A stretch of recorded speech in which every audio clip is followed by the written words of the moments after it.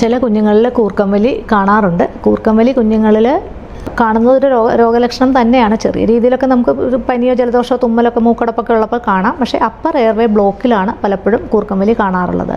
അത് കൂടുതലൊരു മുതിർന്ന കുഞ്ഞുങ്ങളിൽ 4 വയസ്സ് ഒക്കെയുള്ള കുഞ്ഞുങ്ങളിൽ അഡിനോയിഡ് എന്ന് പറഞ്ഞൊരു ഗ്രന്ഥിയുണ്ട്. അഡിനോയിഡ് ഗ്രന്ഥിയുടെ വീർമത മൂലം മിക്കവാറും ആ ഏജിൽ അലർജി ടെൻഡൻസി ഒക്കെ ഉള്ള കുഞ്ഞുങ്ങളിൽ അഡിനോയിഡ് വീക്കം വരാനുള്ള ചാൻസ് ഉണ്ട്.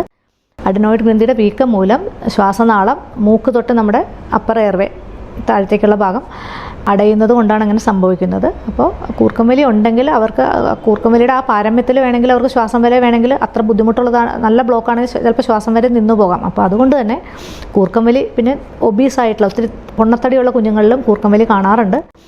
അപ്പോൾ ഈ കൂർക്കമ്പലി ഒരിക്കലും നല്ലതായിട്ട് എടുക്കാൻ പാടില്ല. ജലദോഷ തുമ്മലിൻ്റെ കൂടെ ഉള്ളതല്ലാത്ത കൂർക്കമ്പലി, തുടരെയുള്ള കൂർക്കമ്പലി കുഞ്ഞിന് മലർന്ന് കിടക്കാൻ വയ്യ. മലർന്ന് കിടന്നാൽ തന്നെ ശ്വാസതടസ്സമോ അല്ലെങ്കിൽ കൂർക്കമ്പലി കൂടുന്നു അങ്ങനെയുള്ള കുഞ്ഞുങ്ങളാണെങ്കിൽ ചരിഞ്ഞ് കിടന്നാലേ ഉറങ്ങാൻ പറ്റുള്ളൂ. അങ്ങനെയുള്ള കുഞ്ഞുങ്ങളാണെങ്കിൽ എത്രയും പെട്ടെന്ന് ENT വിദഗ്ധനെ കാണിക്കുകയും തടസ്സം എന്താണെന്നുള്ളത് മനസ്സിലാക്കി ചികിത്സ തേടേണ്ടതുമാണ്.